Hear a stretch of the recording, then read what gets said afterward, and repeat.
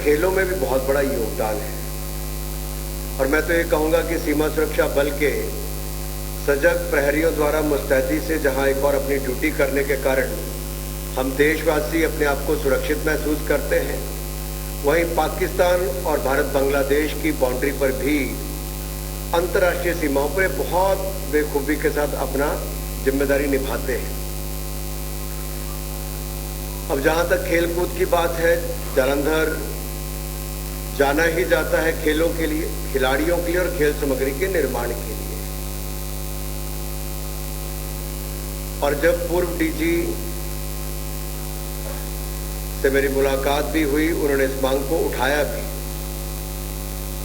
तब ये था करेंगे तो क्या करेंगे, आखिरकार इतना पैसा कहां से आएगा, क्योंकि पंकज सिंह जी ने कहा था कि हमें लगभग 5.5 से 6 करोड़ रुपया चाहिए।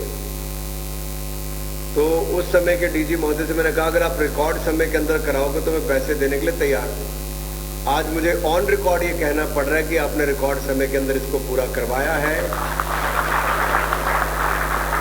मंजूरी पंकज सिंह जी ने कराई, काम पूरा नितिन जी और आपकी टीम ने करवाया। मैं आप सबका बहुत बहुत आभारी हूं, आप सबका बहुत बहुत धन्यवाद। मित्रों, लंबे समय तक देखा जाए तो हमारे फौज का जहां एक और सुरक्षा में बहुत बड़ी जिम्मेदारी है, वहीं पर खेलों के क्षेत्र में भी अभूतपूर्व योगदान हमारे फौजी भाइयों ने किया है। चाहे मैं सेना की, अर्धसेना की बात करूं, और इसके एग्जाम्पल्स कई आपके सामने आज जरूर रखना चाहूंगा। आपने नायब सूबेदार मिल्खा सिंह जी का नाम तो सुना ही होगा। उन्होंने भी 1958 और 1962 की जो एशियन गेम्स हैं, वहां पर जहां एक और मेडल, गोल्ड मेडल भारत के लिए जीतकर पूरे देश का दिल जीता, वहीं पर नायब सूबेदार शिवनाथ सिंह जी, ये हमारे लॉन्ग डिस्टेंस रनिंग में इनका एक बहुत बड़ा योगदान है। 1974 के तेहरान के जो हमारे एशियन गेम्स हुए, वहां पर गोल्ड मेडल 5000 मीटर की दौड़ में इन्होंने जीता था और एक नया एशियन रिकॉर्ड बनाया था। सूबेदार पान सिंह तोमर, फिल्म भी आपने देखी होगी और इनका काम भी देखा होगा। ये 7 बार के हमारे राष्ट्रीय विजेता हैं नेशनल स्टीपल चेस में। और यही नहीं, आज भी अनेकों खिलाड़ी ऐसे हैं जो लगातार भारत के लिए मेडल राष्ट्रीय और अंतर्राष्ट्रीय स्तर पर जीत रहे हैं। शिवा थापा हमारे एएसआई हैं जो पुणे में है, चैंपियन बॉक्सर है और यंगेस्ट इंडियन बॉक्सर हैं जिन्होंने ओलंपिक्स के लिए क्वालिफाई किया है। सूबेदार मेजर विजय कुमार, जिन्होंने सिल्वर मेडल जीता, और ये 25 मीटर की जो रैपिड फायर पिस्टल इवेंट है 2012 के समर ओलंपिक्स में, और ये कहीं और से नहीं, मेरे अपने जिला हमीरपुर से ही आते हैं। इसी तरह से ही नायब सूबेदार जीतू राय, इन्होंने गोल्ड मेडल जीता था 2014 के कॉमनवेल्थ गेम्स में और एशियन गेम्स में। हमारे कर्नल राज्यवर्धन राठौर, इन्होंने सिल्वर मेडल जीता था डबल ट्रैप इवेंट में 2004 के एथेंस ओलंपिक्स में। और अभी हाल ही में नायब सूबेदार हमारे अविनाश साबले, जिन्होंने नेशनल रिकॉर्ड बनाया है 3000 मीटर के स्टीपल चेस में, और 2022 के कॉमनवेल्थ गेम्स में भी भारत के लिए शानदार प्रदर्शन इन्होंने यूनाइटेड किंगडम में जाकर किया। तो अंत में मैं जिनका नाम लेने जा रहा हूं, उन्होंने भारत की 121 साल की इंतजार को खत्म किया। वो कोई और नहीं, सूबेदार नीरज चोपड़ा, जिन्होंने जैवलिन में गोल्ड मेडल भारत को जिताने का काम किया। अब ये लिस्ट मेरे पास इतनी लंबी है कि 8 पेज और पढ़ने पड़ेंगे। तो मैं तो यही कहूंगा कि हमारे सेना ने जहां एक और शानदार सैनिक दिए हैं, वहीं पर शानदार खिलाड़ी भी दिए हैं। जहां एक और अपना बलिदान सीमा पर देने से पीछे नहीं हटे, वहीं पर खेल के मैदान में अपने योगदान सबसे ऊंचाई पर दिया है। और हमें गर्व है अपनी बॉर्डर सिक्योरिटी फोर्स पर, इनके उपलब्धियों पर। मैं तो इतना ही कहूंगा मित्रों, आज भारत में एक ऐसी सरकार है जिसने खेलों का बजट 3 गुना ज्यादा मोदी जी ने कर दिया है।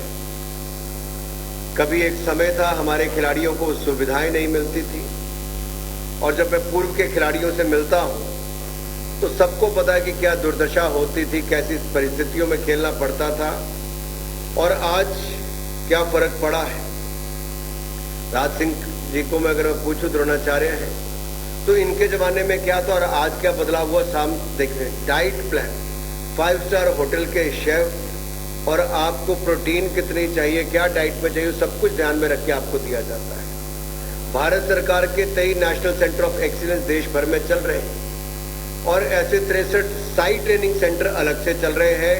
और इस साल मैंने 1 साल का टारगेट रखा था, पूरे 1 साल के अंदर मैं 1000 खेलो इंडिया सेंटर पूरे देश में निर्माण करके दे देंगे। 15 अगस्त 2023 से पहले अब 1000 खेलो इंडिया सेंटर पूरे देश में बनाकर तैयार कर देंगे।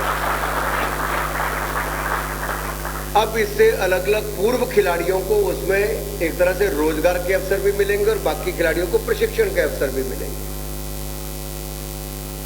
इससे हमारे देश भर में एक स्पोर्ट्स के प्रति वातावरण बनता है। खेलो इंडिया अभियान प्रधानमंत्री मोदी जी ने शुरू किया था।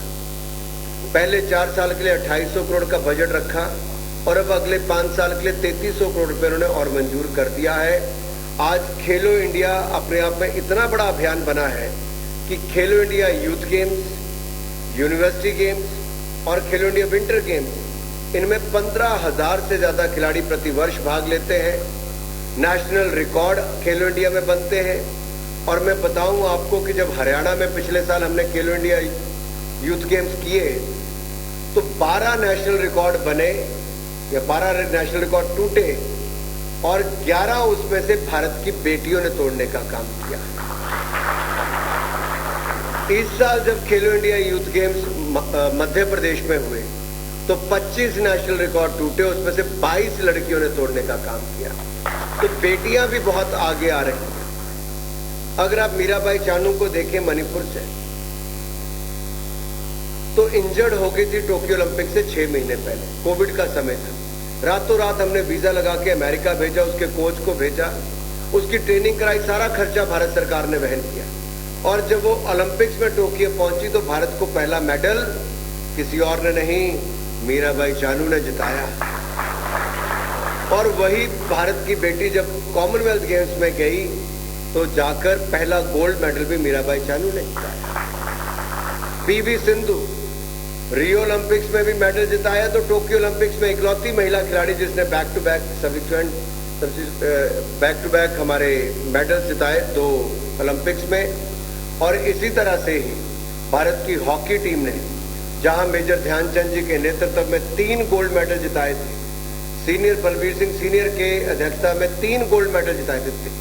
अगर हम हैट्रिक कहें तो बार बार इन लोगों ने दिलाई, लेकिन जैसे ही एस्ट्रोटर्फ आई हमारे हाथ से मेडल छीनने शुरू हो गए। लेकिन 40 साल के बाद अगर भारत को वापस ओलंपिक्स में मेडल जीते तो इस बार के टोक्यो में जाकर भारत की टीम ने वो भी भारत को ब्रॉन्ज मेडल जिताया है। आपको याद होगा दिल टूट गया था भारत की टीम का, मोदी जी ने फोन किया बीच टूर्नामेंट के और खिलाड़ियों से बात की, उनका मनोबल बढ़ाया। आज देश के प्रधानमंत्री ऐसे हैं जो खिलाड़ियों का मनोबल भी बढ़ाते हैं, सुविधाएं भी बढ़ाते हैं और नहीं भी जीत कर आए तब भी मिलकर चाय पे उनको कहते हैं इस बार नहीं तो अगली बार से ही। तो यही हुआ जब हमारे वो खिलाड़ी जो पिछली बार ओलंपिक्स में नहीं कर पाए थे वो अन्य टूर्नामेंट में उन्होंने जाकर किया है। आज तक के सबसे ज्यादा मेडल 7 हमने टोक्यो ओलंपिक्स में जीते, 19 पैरालंपिक्स में जीते, 20 हमने डेफ ओलंपिक्स में जीते और कॉमनवेल्थ गेम में आज तक के सबसे ज्यादा 22 गोल्ड मेडल और 61 मेडल जीतने का काम। और बैडमिंटन की वो चैंपियनशिप भी जो कभी भारत नहीं जीता था, हमने वो भी जीतने का काम किया है। अभी भी एशियन गेम्स में भारत की मेंस और हॉकी जूनियर टीमों ने गोल्ड मेडल जीता। ये अपने आप में दिखाता है कि भारत खेलों में शानदार काम कर रहा है। और जब सीमा सुरक्षा बल अपना योगदान देने के लिए और तैयार हुई है तो मैं डीजी साहब इतना कहूंगा, न केवल खिलाड़ी बल्कि हमारे जवानों के और अधिकारियों के परिवारों के बच्चे भी अगर हॉकी को अपनाना चाहे तो हमारी इस फील्ड को उनके लिए खोल दिया जाए ताकि भविष्य के खिलाड़ी भी हमारे इसलिए। देखिए हॉकी एस्ट्रोटर्फ की एक लाइफ है, 10-15 साल चलेगी, वो चलेगी, उसका जितना उपयोग कर सकते हैं करिए। आप तो हमें खिलाड़ी दीजिए, और भी अगर हॉकी एस्ट्रोटर्फ या और भी सुविधाएं बनाकर देनी होगी, हम अपनी ओर से कभी पीछे नहीं हटेंगे। जैसे आप सीमा पर डटे रहते हो, खेलों के मैदान पर भी आपके खिलाड़ी डटे रहे और आगे बढ़े।